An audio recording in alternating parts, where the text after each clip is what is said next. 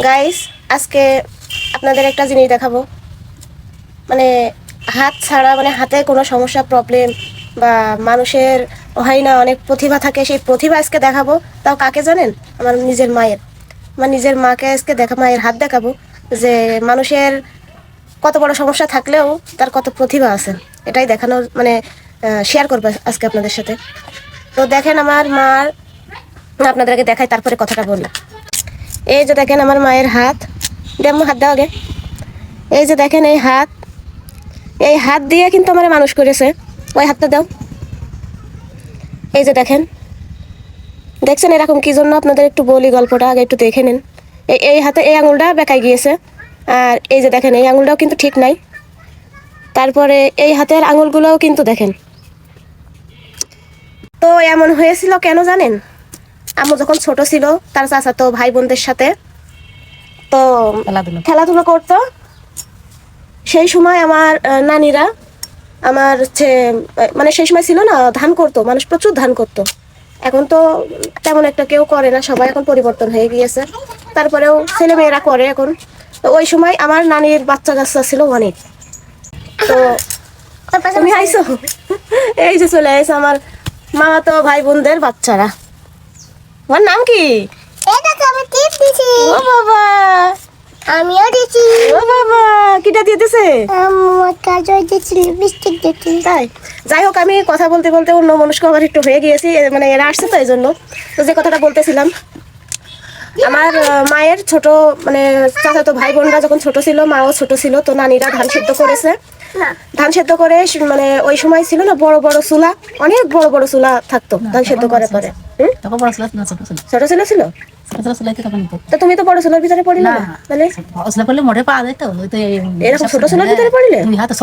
তা আমি তো জানি যে বড় নানি যে ধান সিদ্ধ করা ছিল, ধান সিদ্ধ করে রেখে দিয়েছিল। তারপরে খেলাধুলা করতে করতে আমার মায়ের এক চাস্তো ভাই ধাক্কা দিয়েছিল, গনগনে আগুন।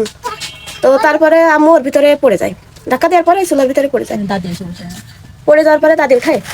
তো তারপরে আমার মার আছে, দাদি এসে উঠানোর পরে আমার মায়ের প্রচুর, তাহলে তো বোঝেন, মানে পুরো কপালও পুরো আছে, মার কপাল পুরা, হাত টাত সবকিছু পুরো। আল্লাহ, মানে অন্য আর কোনো জায়গা নেই না, কপাল আর 2 হাতই পুড়ে গিয়েছিল। আল্লাহর রহমতে অন্য আর কোনো সমস্যা নেই, পায়ে সমস্যা নেই, কোনো সমস্যা নেই। 2টা হাত ওই অবস্থা হয়ে গেছে আর কপাল পড়ে গেছে। তো যাই হোক, সময় তো নানারা মায়া ছিল, আর ওই সময় হ্যাঁ ওই সময় মায়ের বাবা ছিল, ওই সময় হসপিটাল তেমন একটা হ্যাঁ ভয় পেতো, মানুষ হসপিটাল ভয় পেতো, যেতে ভয় পেতো, খুবই ভয় পেতো। তো জীবনে খুবই কষ্ট পেয়েছে, খুবই কষ্ট পেয়েছে। আমার মনে শুনলে কেমন একটা লাগে যে আগুনের ভিতরে আমার আম্মু পড়েছিল। যাই হোক, আল্লাহর রহমতে বেঁচে, হ্যাঁ আল্লাহর রহমতে বেঁচে আছে। তো এই যে দেখালাম আপনাদের হাত আর হাতের যে অবস্থাটা। তবে এই হাতের গুণ আজকে দেখাবো আপনাদের, যে ওই হাত দিয়ে কি কি করতে পারে। তরকারি কাটা, তারপরে বাম হাত দিয়ে হাতের লেখা করে, বাম হাত দিয়ে খাতা সেলাই করে, তারপরে সিটা রুটি পিঠা বানাই, তা আমিও পারবো না। তার হাতে যে পিঠার জাদু, আমি পারবো না, সত্যি আমি পারি না। বাম হাতে খাতা ছিল, বাম হাতের লেখা তো অনেক সুন্দর করতে পারো। এইটা না, এর থেকে ভালো যে খাতা আছে না, ওইগুলো আমি একটু দেখাবো।